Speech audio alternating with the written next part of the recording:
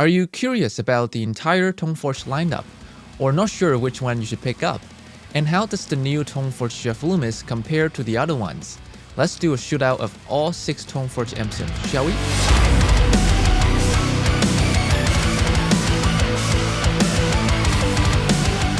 Hey guys, James here from James F Productions. Last video, I demoed and reviewed the latest addition to the JST Toneforge lineup, which is the Toneforge Jeff Loomis. You can click here or find the link in the description if you haven't seen it. In this video, I'll be doing an in-depth comparison of all 6 Toneforge MSIMs on high gain rhythm tones and lead tones. I'll be also comparing the clean tones in Toneforge Jeff Loomis, Misha Mansoor, and Jason Richardson, since those are the ones that have a clean channel. To showcase each MSIM as much as I can in a way that is digestible to you, I'll first compare them on rhythm guitars using the same cap IR that is present in all the Toneforge MSIMs. And then I'll quickly go through all the cap IR options in each one, so you can hear all the tone options available. At the end of the video, I'll give you a buying guide on all the Toneforge MSIMs. Let's hop onto the DAW and get started. For rhythm tones, here we have all the Toneforge MSIMs loaded, and they're all using the same JST 4x12 condenser mic IR. I did some simple adjustments to the amp, so the amount of distortion is similar, and I'll switch among the MSIMs as the riff plays. The rhythm guitar DIs all have different tunings and were recorded using different recording chains and guitars.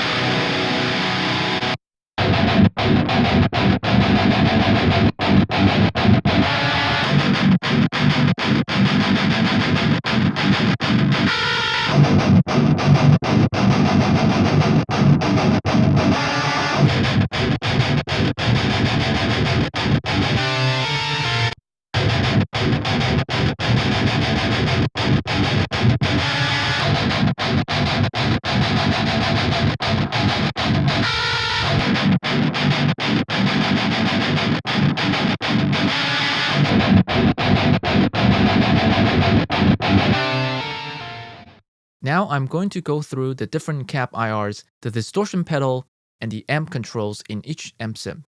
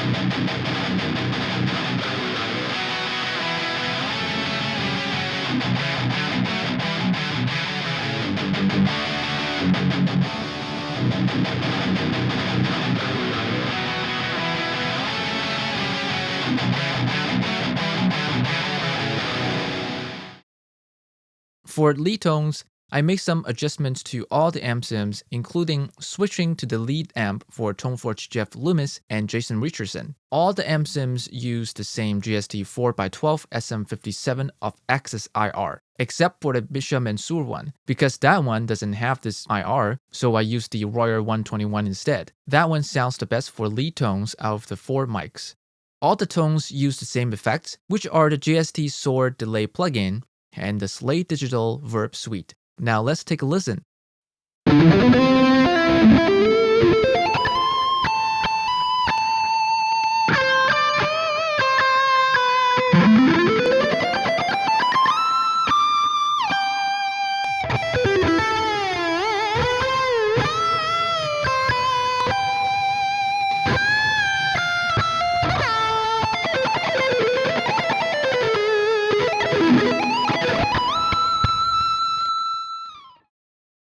For clean tones, it will just be Toneforge Jeff Loomis, Misha Mansoor, Jason Richardson, and Ben Bruce, because the other ones don't have a clean channel. All 4 amp sims are using the same GST 4x12 condenser mic IR, and there's no external effects, so you can hear just the pure clean tones.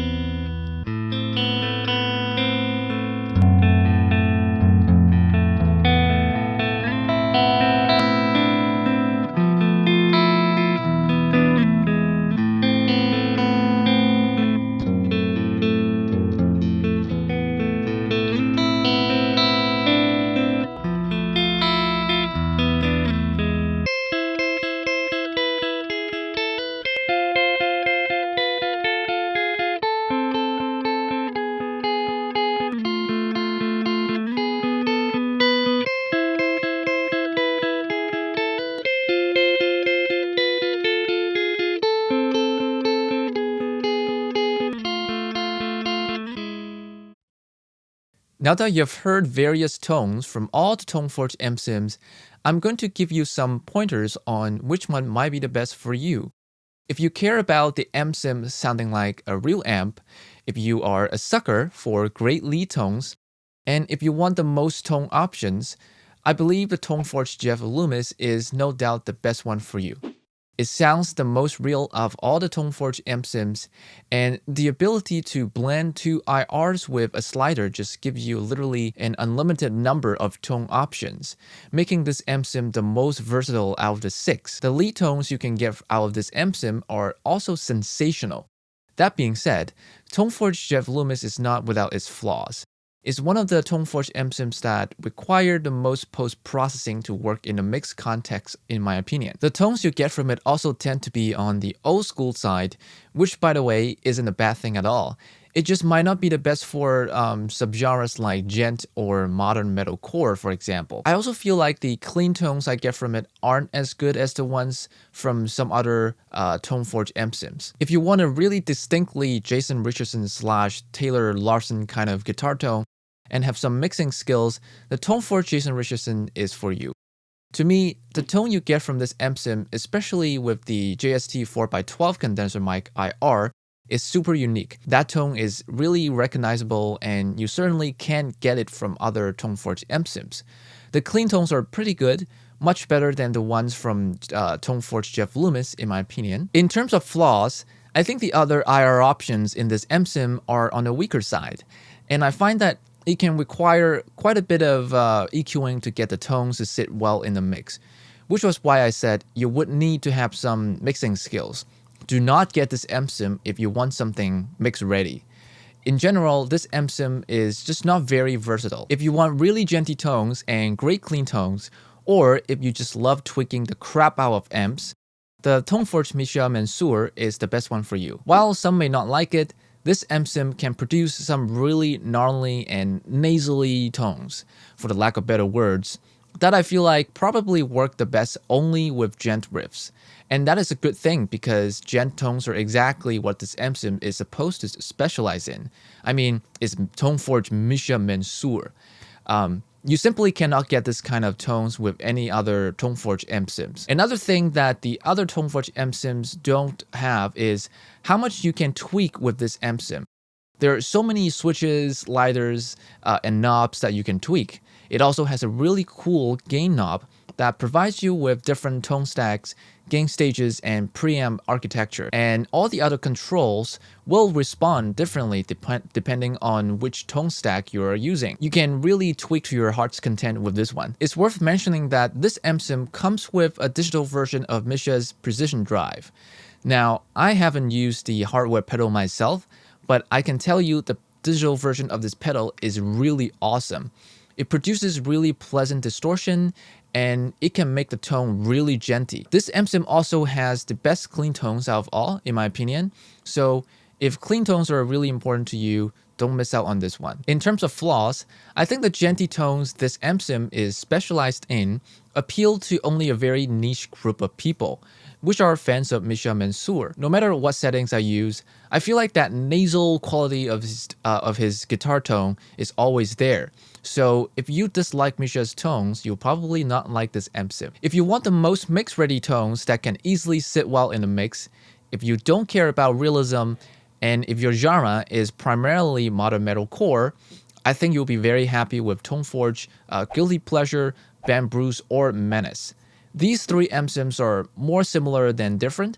They don't sound like real amps at all, and I don't think they're supposed to, because real amp tones usually require quite a bit of post-processing to sit well in a mix. In contrast, the tones you get from these three amp sims won't require much post-processing to sit well in a mix. They don't have much low end, and they cut through the mix very well. These three amp sims are simple, do exactly what they're supposed to do, and they're extremely easy to use. If you're a fan of Joey Sturgis guitar tones, then you'll be very happy with any one of these three amp sims. Their biggest flaw is that they sound quite fake and plasticky, which again is also their strength because that allows them to sit in a mix very well. Only the Band Bruce one has a clean channel, and lastly, you don't get a whole lot of tone options from them. Band Bruce and Menace only have 4 cap IRs, while Guilty Pleasure has 8. Basically, if I'm trying to throw together a quick metalcore demo, I'll most likely reach for one of these 3 instead of something like Toneforge Jeff Loomis or Jason Richardson. That's it for this video. Give it a like if you find it helpful and informative. I hope you have a better idea which Toneforge amp sim to buy now. Subscribe if you want to see more awesome music production content from this channel. Now get back to your DAW to make some music, and I'll see you next time.